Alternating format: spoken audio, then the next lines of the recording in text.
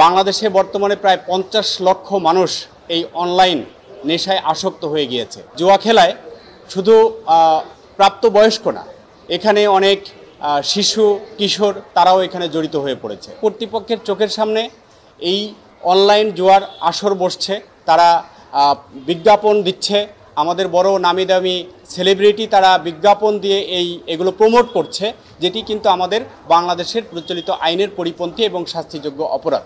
Online জুয়ার সাথে সম্পৃক্ত সকল প্রকার অনলাইন গেটওয়ে, লিঙ্ক এবং অ্যাপ্লিকেশনস যেগুলো আছে, সেই অ্যাপ্লিকেশনগুলো Facebook, YouTube, Bigo Live, Likee, TikTok, Yahoo যাবতীয় অনলাইন প্ল্যাটফর্ম থেকে অপসারণের নির্দেশ কেন দেওয়া হবে না, এই মর্মে বিবাদীদের উপরে জানতে চেয়েছেন আদালত। বাংলাদেশে অনলাইন জুয়ার ভয়াবহতা প্রতিরোধে ল অ্যান্ড লাইফ ফাউন্ডেশনের পক্ষ থেকে একটি রিট পিটিশন দায়ের করা হয়েছে। সেই রিটের প্রাথমিক শুনানি নিয়ে আজকে আদেশ দিয়েছেন মাননীয় আদালত। বাংলাদেশের অনলাইন জুয়া বন্ধে Facebook, Google, YouTube, Likee, Bigo Live সহ সকল প্রকার সামাজিক যোগাযোগ মাধ্যম এবং ইলেকট্রনিক মিডিয়ার অনলাইন প্ল্যাটফর্ম থেকে অনলাইন জুয়ার সাথে সম্পৃক্ত সকল প্রকার গেটওয়ে, লিঙ্ক, অ্যাপ্লিকেশন এগুলো বন্ধে এবং অপসারণে কেন নির্দেশ দেওয়া হবে না, সেই মর্মে রুল জারি করেছেন আদালত।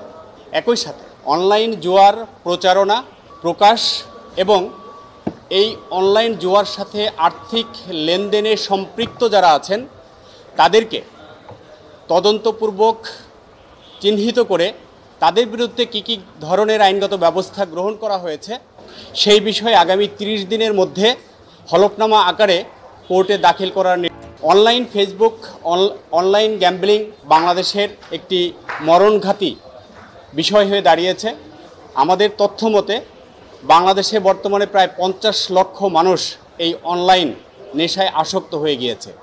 এই অনলাইন নেশায় অর্থাৎ জুয়া খেলায় শুধু প্রাপ্তবয়স্ক না, এখানে অনেক শিশু কিশোর তারাও এখানে জড়িত হয়ে পড়েছে।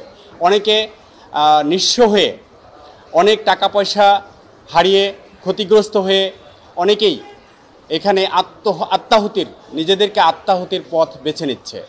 এই বিষয়গুলো যে ভয়াবহতা সেটি উল্লেখ করেই আমরা এই আবেদন করেছিলাম।